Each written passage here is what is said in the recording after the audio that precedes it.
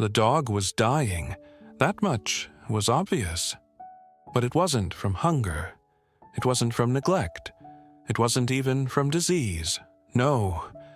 What was happening to this dog was something much worse.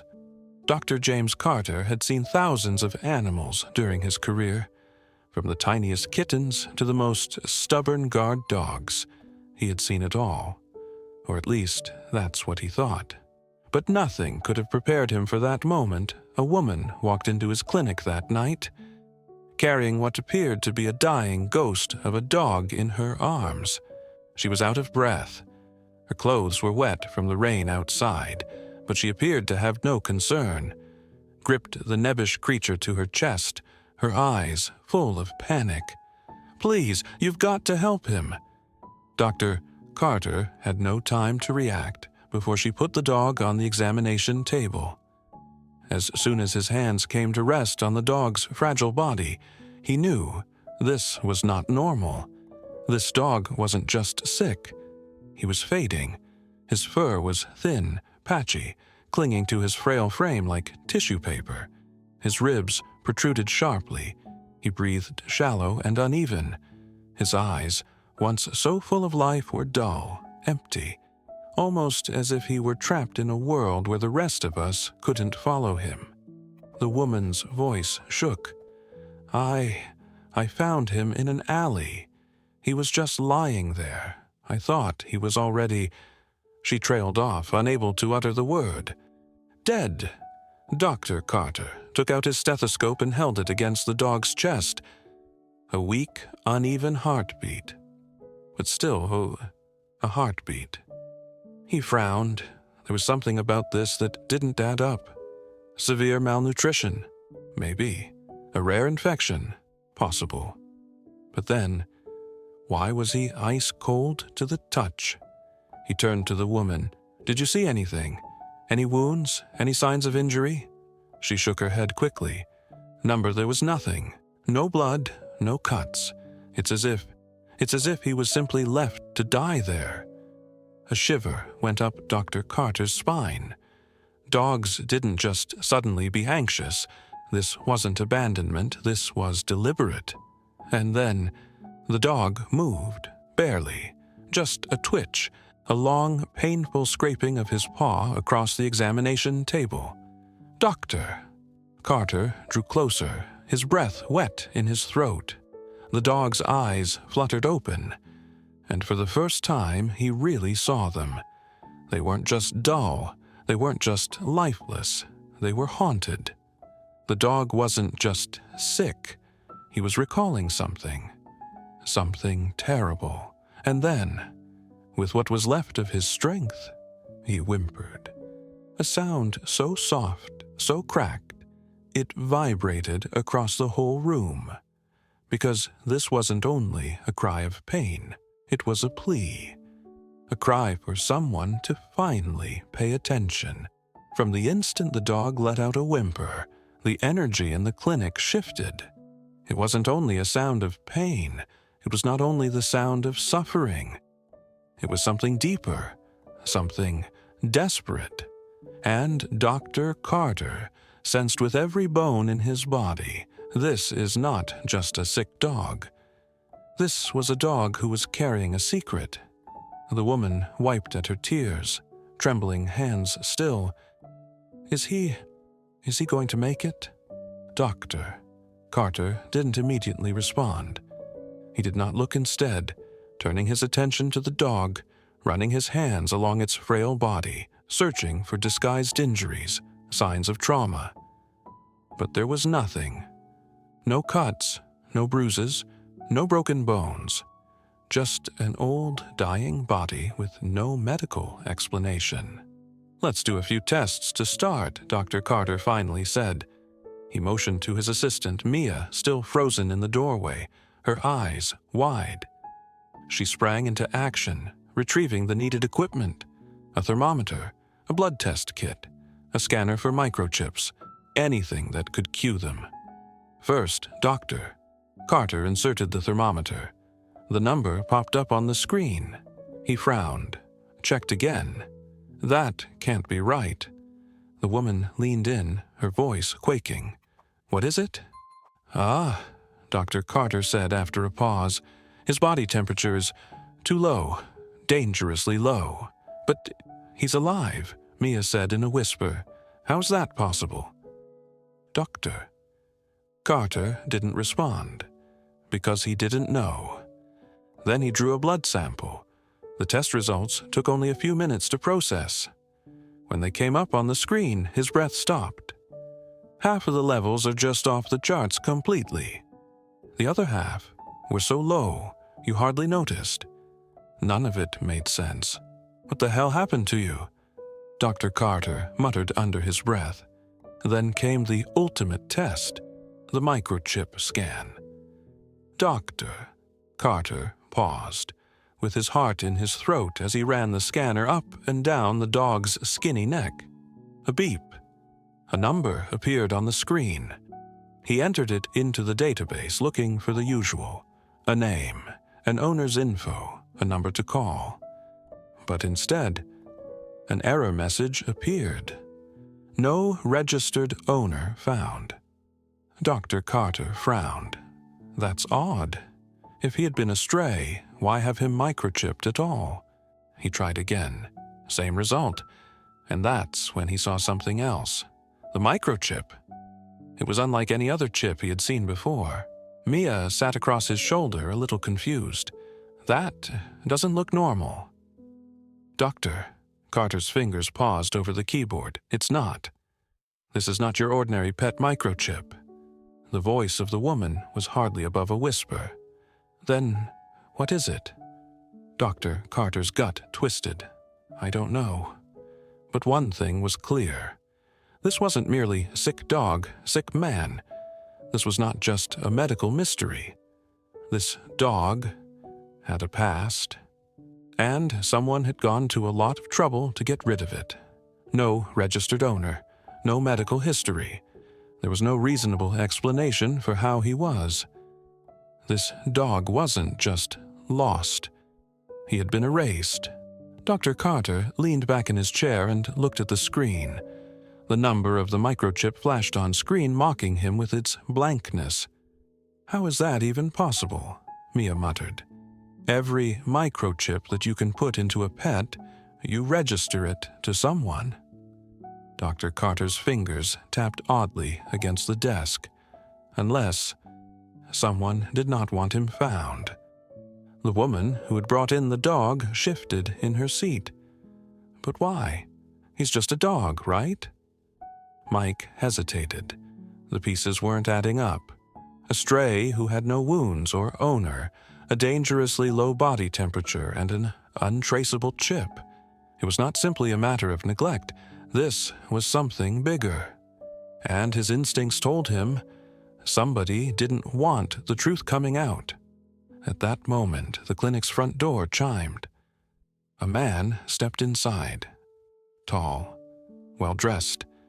Too dressy for a random pet owner who plops in the small-town clinic. He looked around the room and his eyes zeroed in on the examination table where the old, skinny dog lay. He did not change his expression, but in his eyes, something calculating. "Doctor." Carter tensed. "Can I help you?" The man smiled politely, but coldly. "I hope so. I'm in search of a missing dog. I heard one came in earlier tonight." Mia and the woman shared an uncomfortable look. Dr. Carter didn't move. "What kind of dog?" he asked, carefully. The man's smile didn't waver. "A small, underweight, possibly sick. He belongs to my employer. He'd be most appreciative for his safe return." Dr. Carter's heart raced. His gut knew all he needed to know. This was not an owner that concerned. This was someone who was looking to get the dog back, and not for a happy reunion. Maya's voice was cautious. "Can you prove that the dog is yours?" The man laughed as he dug into his coat pocket. He reached into a pocket and pulled out a wrinkled, faded photograph and set it down on the counter. It made Dr. Carter's stomach twist when he saw it. The dog in the photo was the same dog on his exam table. same frail frame, same haunting eyes, same patchy fur, but something was different. He appeared healthy in the photo, well-fed, groomed, cared for. So what had happened to him? And why was this man searching for him now? Dr. Carter looked back at the dog. The little thing hadn't moved, but his breathing had changed. Short, fast, panicked. He wasn't just weak, he was scared. Like he knew the voice. Like he knew exactly who this man was. Dr. Carter turned again to the stranger. "You said that he belongs to your employer. Who is that?" The man's sense was never broken. That's not important. What's important is that we get him back where he belongs. It was the manner in which he said that something that sent a chill through the room. Mia's voice was sharp. "And where exactly is that?" The man's eyes darkened. "That's not your concern." Silence. Then Dr. Carter said, "Actually, it is." The man's smile twitched. He took a slow step forward. Calm voice still, but threaded with something colder. "I'm afraid you don't understand, Doctor. This dog is not just some random stray. He's valuable, and people are waiting on him." Dr. Carter's heart pounded. This was not a straightforward lost dog scenario. This was something much more dangerous. His mind was racing. He needed to decide, and quickly. If he surrendered the dog now, he risked sending his dog back into harm's way. But if he refused, then he was a target himself, too. One thing was clear. This dog was running from something. And now, whatever it was, had come for him. Dr. Carter had been there before, with aggressive pet owners. He'd even dealt with his share of tense situations. But this was a different kind of thing. The guy in front of him wasn't out there for a lost dog. He was here to take something that wasn't his, and that meant one thing. This wasn't just a dog. This was evidence. Mia squirmed, gripping the edge of the counter. The atmosphere in the room was suffocating. The stranger hadn't shifted, but just being there felt like intimidation. He maintained his calm demeanor, but his eyes were sharp, watching, calculating, waiting for Dr. Carter to slip up. Dr. Carter said, swallowing, picking his words carefully. "I can't just give them an animal with no proof of ownership." The man tilted his head slightly, the smirk deepening. "I showed you the photo." "That's insufficient," Dr. Carter fired back. "If he was registered to someone, it should be showing up in the database, but he's not. Its microchip has been deleted." The man's smirk lost a little of its luster. "I see. There it was. The first crack in the mask." "Doctor." Carter could feel his heart rate increase. He had just revealed something he wasn't supposed to know. The stranger's eyes darted to the dog, still lying on the examination table. "You don't know what you're dealing with, Doctor." Mia's tone was soft yet resolute. "Well, then you should explain it to us." The man chuckled softly and shook his head. "You wouldn't understand. And to be honest, you don't need to." Then his expression became somber. "Just hand over the dog." Dr. Carter squared his shoulders. "I can't do that." The tone was palpable in the room. The man didn't argue, didn't raise his voice, didn't threaten.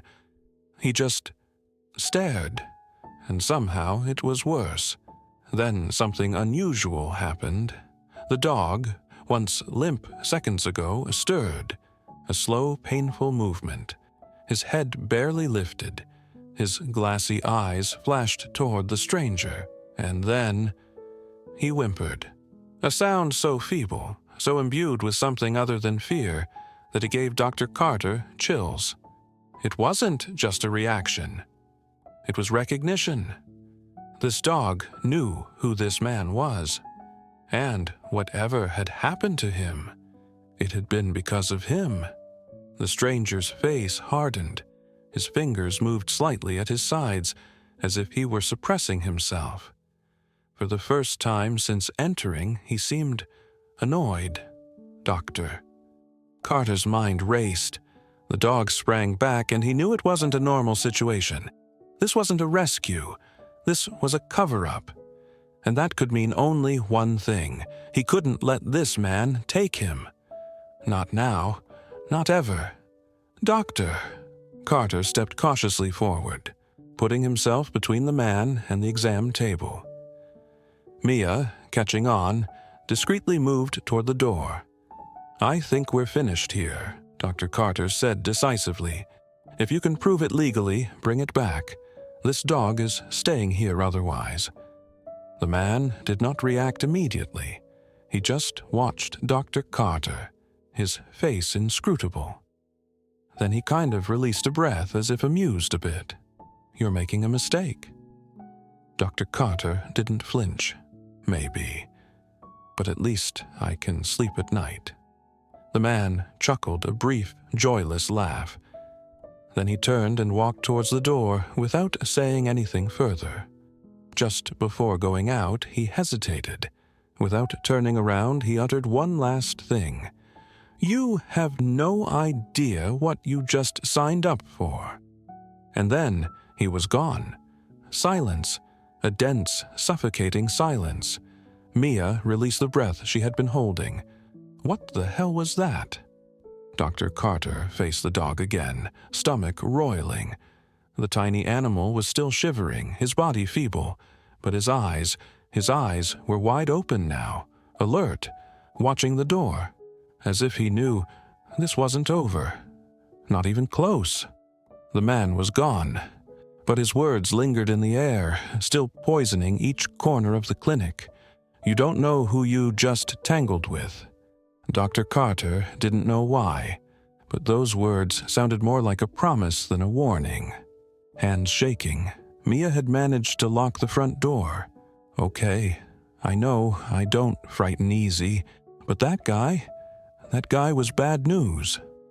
"Doctor," Carter inhaled deeply, steadying his heart. "I know. And the worst part?" He turned back to the examination table where the emaciated dog lay, breathing shallow but steady. So does he. Dr. Carter walked through the small office, where the clinic was dead silent, opening the dog's missing records on his computer. The absence of a microchip registration, the inconsistent results of the tests, the incredible body temperature. Nothing in this case made sense. And then a stranger that looked dangerous walked in and said he was demanding the dog back and had no legal proof. That only made it worse. For the average layperson, this wasn't just a sick dog. This was a buried secret that someone had just unearthed. "Dr. Carter, look at this." He glanced back at her, holding the microchip scanner, her face white. "What is it?" he asked. Mia swallowed hard. "I just scanned him again, but this time..." She turned the screen around to him. "Doctor." Carter's blood ran cold. The number had changed. "That's impossible," he croaked, grabbing the scanner from her hands. "Microchips do not just change." Mia shook her head. "That's what I thought too. But watch." She scanned the dog again. A different number appeared on the screen. "Doctor," Carter's stomach clenched. "This isn't just some microchip, it's been modified." Mia blinked. "You mean like a tracker?" His jaw clenched. "Worse. It's concealing something. It's fucking hopping around identities. It's trying to evade whatever official databases you guys use." "Mia," she said, her voice falling to a whisper. "So, if we seek to learn where he came from..." Dr. Carter completed her sentence. "Someone is going to know." Both of them froze. It wasn't a knock. It wasn't the wind. It was deliberate. Dr. Carter shared a look with Mia. Slowly, he crossed to the window and peeked through the blinds. At first, he saw nothing, just a dimly lit parking lot, the empty road beyond it. And then, a shadowy figure emerged from behind the clinic's dumpster, standing completely still, watching. Dr. Carter's pulse pounded. His gut screamed at him. They weren't alone anymore. Maya whispered, "Is it him?" Dr. Carter's throat was dry. Number, it's someone else. The figure stayed still, as if they wanted to be seen, and then, slowly, they put their hand up and pointed directly at the clinic. Doctor. Carter's breath hitched. This was no passerby. This was a message.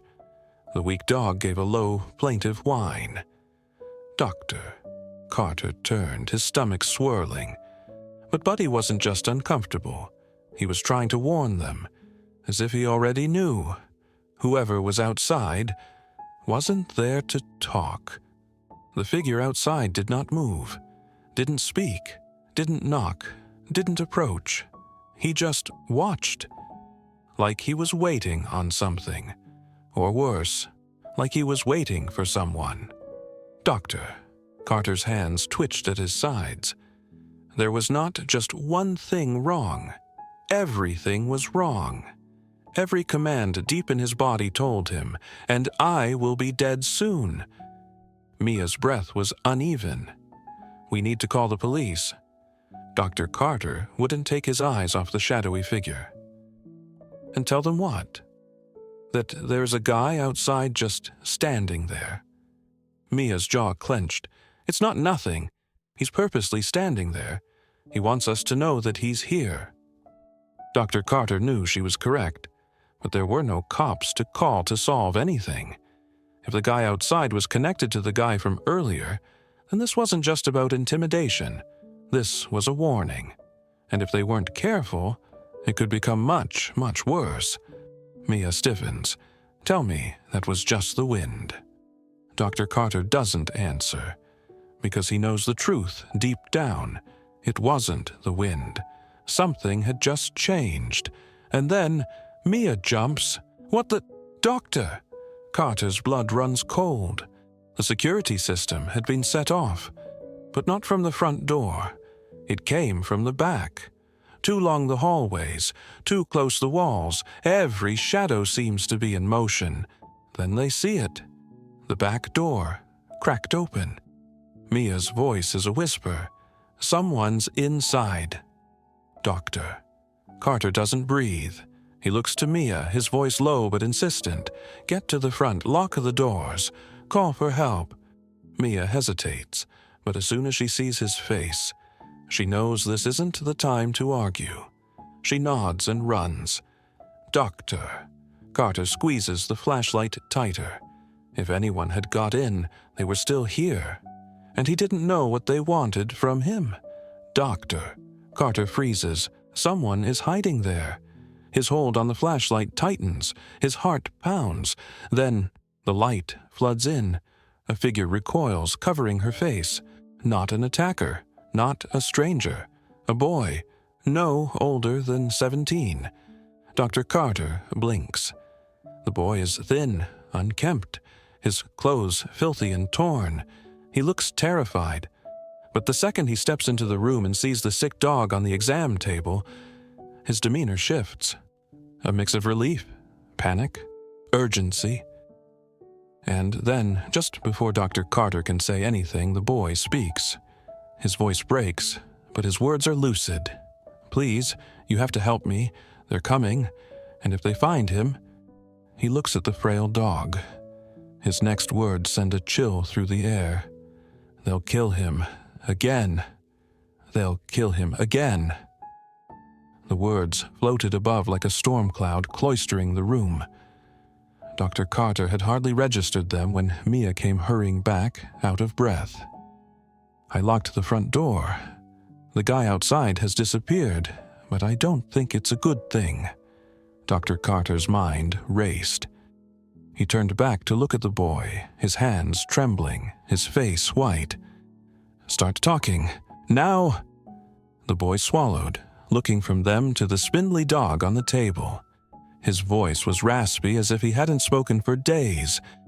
His name, his real name, is Ranger. Dr. Carter's pulse spiked. "Ranger?" The boy nodded. "And he was never meant to survive." Mia frowned. "What are you talking about? How do you know him?" The boy exhaled shakily. Then he whispered in the softest voice, "Because he was mine."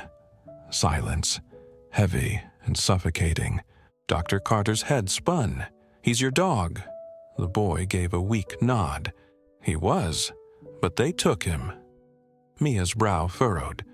"Who's they?" The boy's lips parted. But then, suddenly, all three of them jumped. Mia ran up to the window, tugging the blinds down just enough to see outside. What she saw sent her heart sinking. "We have a problem." Dr. Carter's stomach did a flip. How big of a problem? Mia turned to him slowly, her face colorless. "A very big one?" Dr. Carter rushed to the window and felt his breath get stuck.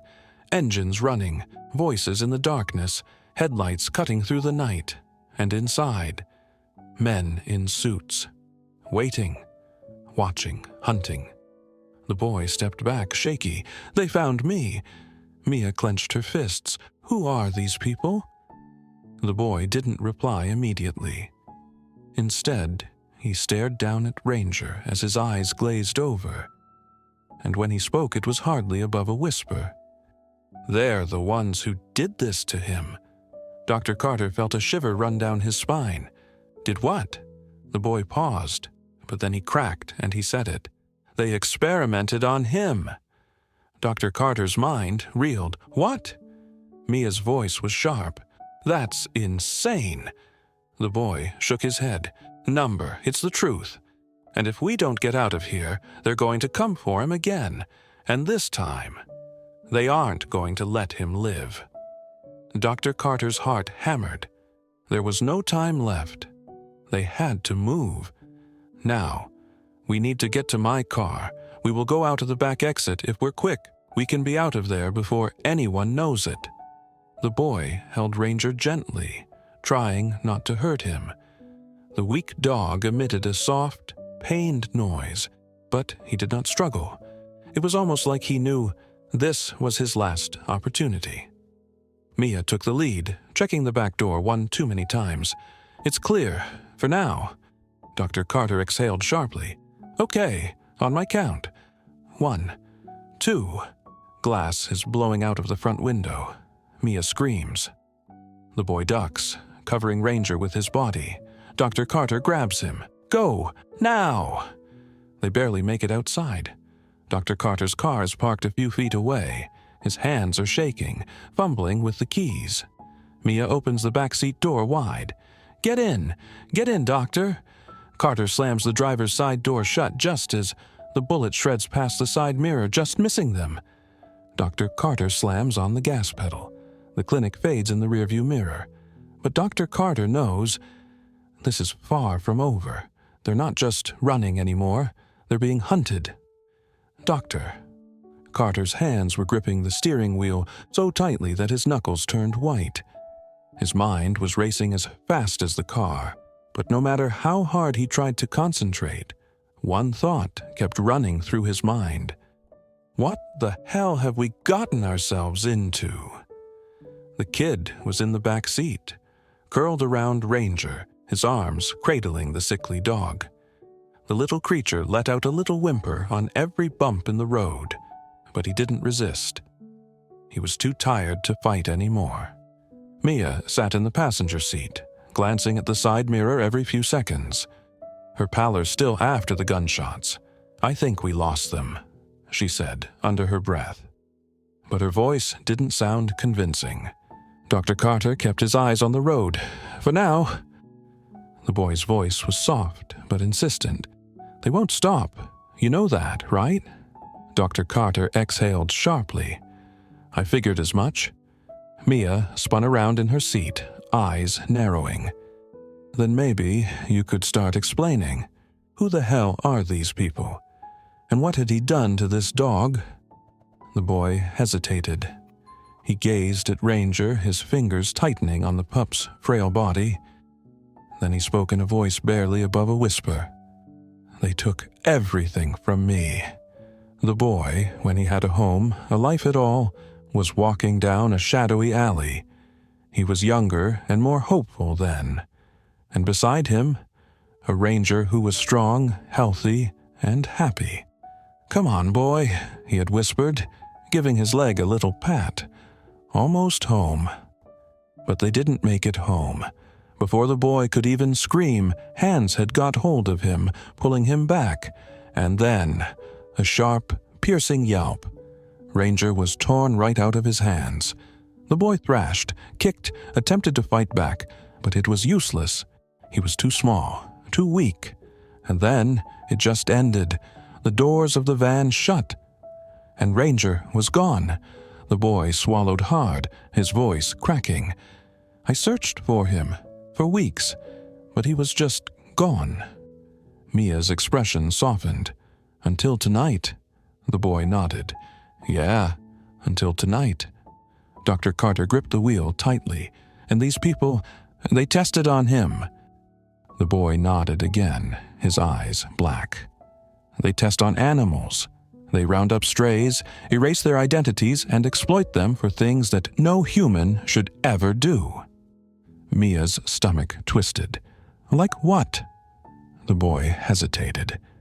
Then, finally, he whispered, "They wanted to make him something that he's not." Silence filled the car. Heavy, suffocating. Dr. Carter said, exhaling, mind reeling. "And now they want him back." The boy bent down and touched Ranger, rubbing his bony head lightly. "Number now, they want to complete what they started. So, where do we go now?" Dr. Carter's jaw clenched. "We need to hide. At least until we know what we're up against." Mia frowned. "Where?" Dr. Carter paused a moment, then finally said, "My old family cabin. It's deep in the woods. No one knows about it." Mia nodded slowly. "Sounds good. How long until we get there?"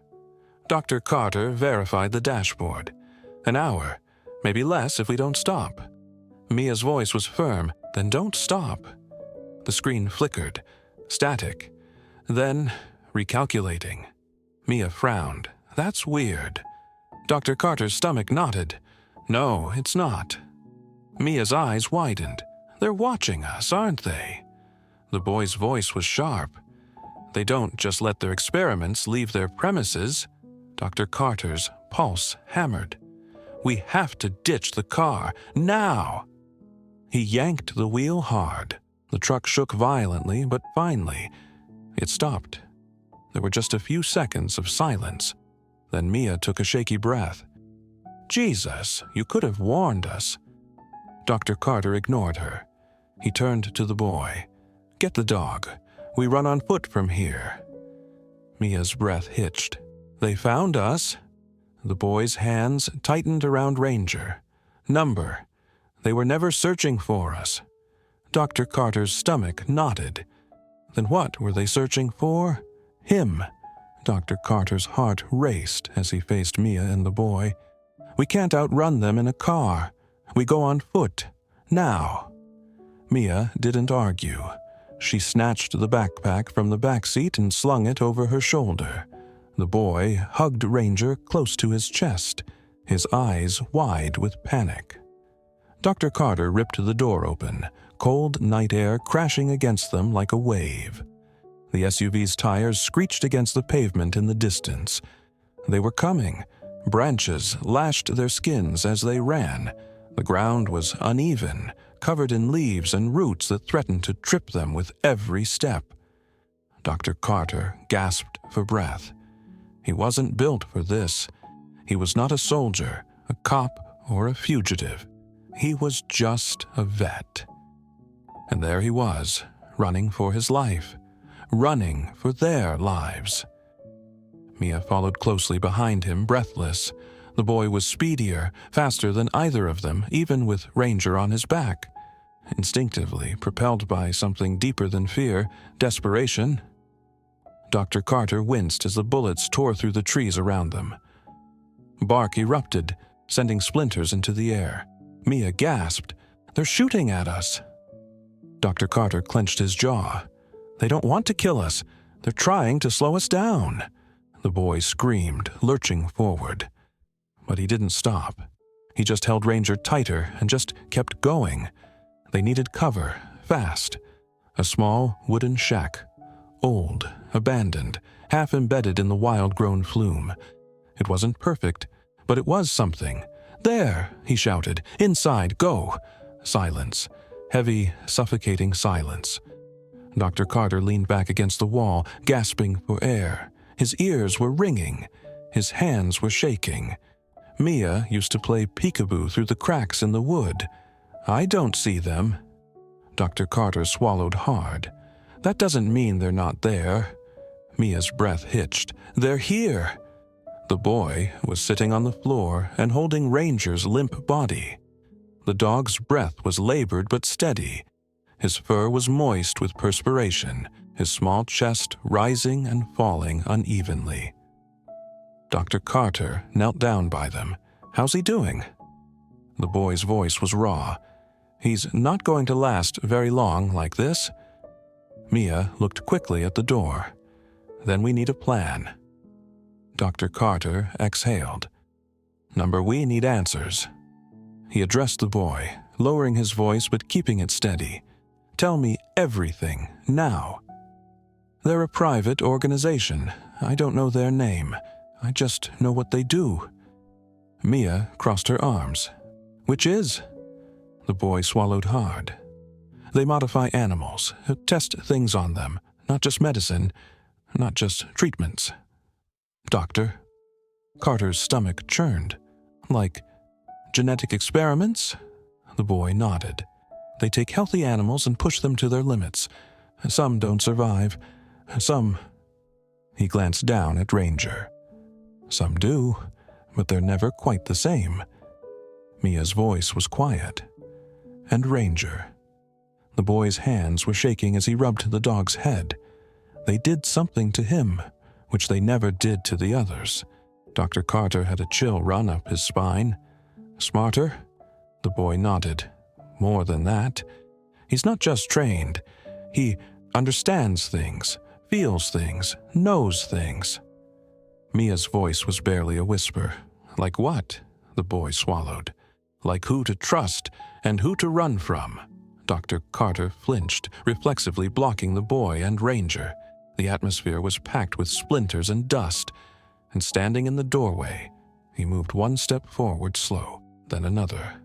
And then he said, in a calm voice that sent chills down Dr. Carter's spine, "Why don't you get back on your bike and pedal your way home? How about that? You should have given us the dog when you had the chance." The second Ranger was mobilized. That changed. He had been weak, barely breathing, on the verge of death. But now, something unknown coursed through his body, something that set the hairs of the air standing up. The man in the doorway paused, just for a second, but it was enough, because in that second, Ranger leapt. Dr. Carter didn't have time to respond. One moment, the dog had been in the boy's arms, fragile and broken. The next, he was a blur of movement, lunging at me with a strength that no dying dog should possess. The man in black attempted to lift his gun, but Ranger was quicker. His little skinny body launches into the intruder's chest, throwing him off balance. A gunshot rang out. She yelled and ducked for cover. The boy recoiled and pressed himself up against the wall. "Doctor!" Carter's mind was racing. What the hell was happening? The man cursed, stumbling back as Ranger bared his teeth and snarled. But this was not normal aggression, he continued. This wasn't fear. This was something else. Ranger's eyes that had been so dull, so lackadaisical, were sharp, focused, aware. And when he moved, it wasn't instinct just. It was deliberate, calculated. The hairs lifted on Dr. Carter's arms. This was no run-of-the-mill rescue dog. This was something more. Something created. Mia's voice was frantic. "We need to go!" Doctor. Carter's mind was a jumble. Everything within him screamed to run, to leave while they had time. But his feet had frozen to the floor, because his eyes were fixed on Ranger, on the way he moved, how he anticipated where the attacker would go next, the way he predicted what would happen next before it did. This wasn't normal. This wasn't simply a clever dog. This was a whole different thing. But the dog was ahead of the game already. And then he lunged again. Dr. Carter saw his opening. He didn't think. He just moved. He lunges for the gun, seizing it before his attacker can reach. His hands quaked as he lined up the sights, his breath weeping out in short, panic-driven bursts. The man froze. It was the first time I'd seen him uncertain. Doctor. Carter's heart pounded. He wasn't a killer. He wasn't like them. But then the man smirked. "You think this changes anything?" he sneered. "You think you're safe?" Dr. Carter didn't answer. He couldn't, because suddenly, a deep, authoritative voice, calm, controlled, deadly, "Stand down." The man in black stepped back. He was panting. His eyes skittered over to the doorway, and then, from the dark came a new figure. Tall, sharp features, which is by all accounts an expensive black coat. Even the sight of him sent a shiver of cold dread through the shack. Mia inhaled sharply. "Who the hell is that?" The boy stiffened. His hands clenched Ranger's fur tightly. "Doctor." Carter sensed it before he even said anything. This was not some nameless soldier. This was not some ordinary pursuer. This was the one in charge. And when the man's deep-set dark eyes finally made contact with Dr. Carter's, he smiled. The words were calm, too calm. And that made it even more terrifying. Dr. Carter gripped the gun even tighter. He breathed heavily, his pulse erratic. The man at the door wasn't just another thug. He was not just there to retrieve a lost asset. He was here to end this. The man walked in, all smooth, deliberate motion. The type of self-assurance that could come only from someone who had never been told to say no. "You're making this more difficult than it has to be, Doctor," he said. "Give us the dog, and you all go home. No one gets hurt." Mia burst into a breathless laugh, incredulous. "You just attempted to murder us 5 minutes ago." The man smirked. It was a miscommunication. Dr. Carter swallowed the bile that was in his throat. "Who the hell are you?" The man tilted his head a little, as if weighing how much to reveal. Then finally he answered. Dr. Carter's stomach churned. "You mean—" "Yes," the man interrupted. "I'm the one who's responsible for the way he is now."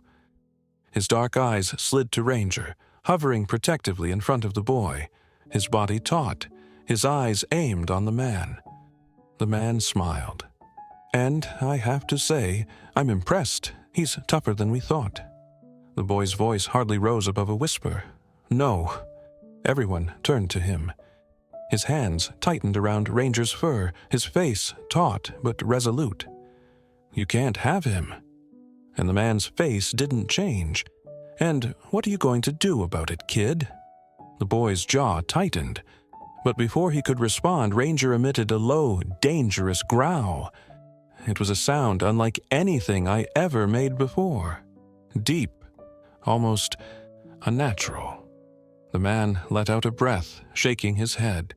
"You wouldn't understand. Try me." The man hesitated. Then he pulled an almost amused smirk and finally answered. Mia frowned. What does that mean? Ranger? The man's eyes darted back to Ranger again.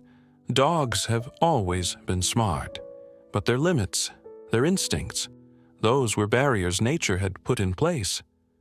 Dr. Carter's mouth went dry. You... what? The man stepped forward again. He's not just smart. He's not just well-trained. He's aware of himself, of others. He has an understanding at a level no other animal had no right to.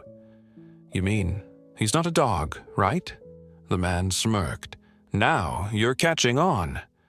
Dr. Carter's stomach knotted. He got a look at Ranger, his firm stance, his shrewd look, the way that he seemed to be assessing every action in the room. This was not some battered dog running away, and this wasn't some experiment gone awry, a blur of motion, faster than should have been possible. He was on the man before anybody knew what happened, shoving him backward into the wall. The room exploded in chaos. The other men outside came forward, but Dr. Carter didn't think. He just did.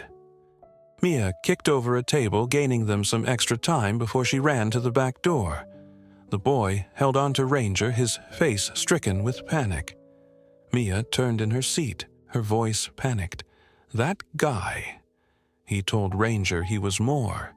What does that even mean? Dr. Carter's grip tightened on the steering wheel. It means we are deeper in than we ever thought. They had escaped, for now. But everybody in that car knew one thing for sure. This wasn't over. It was Mia who first broke the silence. Okay, can we please just take a moment to remember the fact we almost got killed back there? The boy winced at the word. Ranger, still coiled in his arms, gave a low whimper. Dr. Carter was not looking up at the road. We're alive. That's what matters. Mia scoffed. For how long? They weren't just going to get up and leave. They're just going to keep coming until they get what they want. Or until we take them out first. The words had passed Dr. Carter's lips before he even knew he had said them. Mia turned to him, eyes wide. You're kidding, right? He wasn't. And the terrifying part? He knew it was the only way, because running was no longer going to be an option. Not when the thing they were running from was in the car with them. Tell me the truth. How far did they take him? The boy swallowed. What do you mean? You know exactly what I mean. A long, suffocating pause. And then finally, the boy whispered, They changed him. Maya inhaled sharply. We already knew that. The boy shook his head. Number not like that. Not just his mind. His body. Dr. Carter's knuckles tightened on the wheel. Explain. The boy paused, rubbed Ranger's sparse fur gently. They began with small things, increasing his endurance, enhancing his reaction speed, testing how long he could go without food, without water, without rest. And then they went, further. The boy exhaled shakily. They forced him beyond every limit nature offered him. But there was one problem. Most dogs, they break. They can't handle it. They shut down. He looked down at Ranger. But not him. He adapted. He learned. And then one day, he did a thing no other dog had ever done. He disobeyed them. The boy nodded. He had not been trained anymore. He wasn't acting just on orders. He was making choices. He was thinking. And that's when they knew. He was a success. Silence filled the car, heavy, unsettling. Dr. Carter's mind raced. Now everything was falling into place. How Ranger had predicted their movements. How quickly he had reacted without thought. How he had defended them not instinctively, but out of understanding. He wasn't just smarter. He was aware. The voice of the boy was hardly a whisper. You think that is the worst part? In the mirror, Doctor." Carter stared back at him. "What's worse than that?" The boy swallowed hard. "They're not finished with him yet." Mia stiffened. "What does that mean?" "It signifies that he's not their sole experiment. He's just the only one that made it." A voice, smooth, cold, familiar. "You didn't think you could run forever, did you?" Maya's face paled. "Tell me that's not Harris, the leader, the man from the shack, the one who had referred to Ranger as his project." His voice came through the radio as if he was sitting there in the car with them. "I must say, Doctor, I expected better from you. Running? That's not a very professional thing to do." Dr. Carter gripped the wheel tighter. "How are you doing this?" A low chuckle. "Oh, come on. You know exactly how." Dr. Carter's blood ran cold. "The tracker," Mia whispered. "In his chip.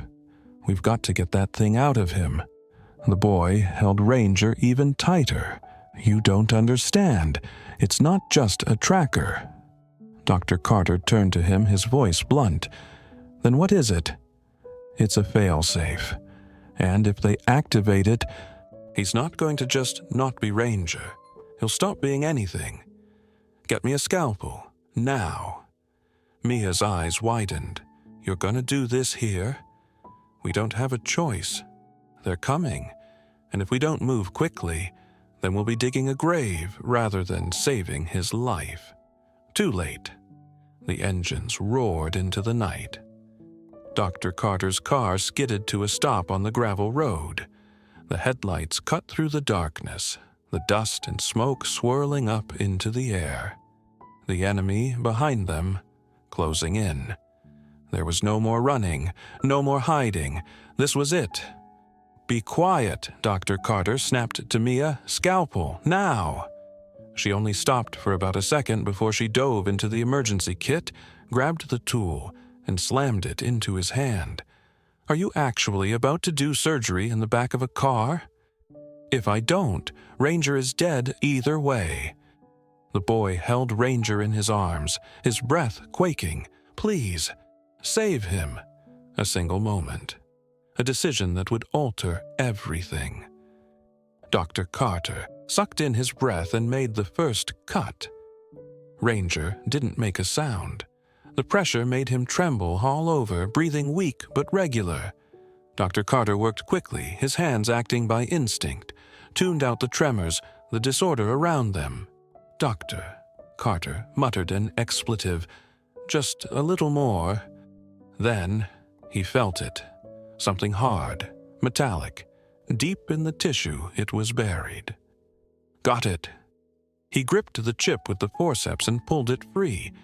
Instantly, a red light on the device began flashing wildly. "They know." Maya spun around. "Carter, we have to go." Before they could react, however, a deafening boom. They were struck from behind by a truck. The world spun. Tires screeched, metal crunched. The car flipped once, twice, then silence. Darkness, a ringing noise, muffled voices. "Doctor!" Carter's vision blurred. His head pounded. It was all cocked and sideways, his body half falling out of the rolled-over car. "I warned you, Doctor." Harris. Dr. Carter attempted to move, but arms clasped around him, pulling him from the debris. He groaned when they forced him to his knees in the dirt. Mia tried to fight two men, one of her lips now bleeding. The boy was pinned down, his eyes crazed with fear. And Ranger. Ranger was motionless. Dr. Carter's chest began to tighten. No, he had to be okay. Harris knelt by Ranger's limp body, lifting the dog's head with a gloved hand. It didn't have to end this way. Dr. Carter clenched his teeth. "You're a monster." Harris smiled. "No, Doctor, I'm a visionary, and you were simply in my path." He raised his gun, pointed it squarely at Ranger's head. "Say goodbye." Then, suddenly, That's when a low growl rumbled through the air. Ranger's eyes snapped open, and for the first time Harris appeared frightened. Impossible! Ranger moved, faster than any of them had time to react. One moment, there he was on the ground, snarling, teeth flashing, a haze of unadulterated manic rage. Harris didn't have time to scream as he exploded to the ground. Dr. Carter lunged forward, seizing the gun from his slackened grip. He didn't hesitate. He aimed. "Call them off." And Ranger wasn't budging. Harris wheezed, struggling to get air in. He was never meant to turn against us. "He didn't lower the gun," Dr. Carter said. "Then maybe you should have treated him like a dog instead of a damn weapon." A pause. Then for the first time, Harris's expression shifted. Not anger, not arrogance, but realization. "You still don't get it, do you? He's not your dog. He's not mine either. He's something else altogether." Then Ranger stepped back, just slightly, enough to let Harris move. "Interesting." Dr. Carter blinked. "What?" Harris smirked. "We lost this round, Doctor, but don't you think for a second that it's over. Ranger is a part of something so much bigger than all of us. And one day he will come looking for us." And with that, Harris rose, dusted himself off, and walked away. His men followed. No hesitation, no questions. Doctor. Carter was still there, heart racing, gun still aimed, not processing what had just happened. And then, in an instant, they were gone. Hours later, the wreckage of the car, the road empty again. Ranger sat at Dr. Carter's side, the boy nestled against his fur. Mia groaned, massaging her injured shoulder. "So, what now?" "Now?" He looked down at Ranger, whose golden eyes shimmered with something different. Not just survival, not just instinct, but awareness. "Now we decide what he is, and whether the answer is ready for the world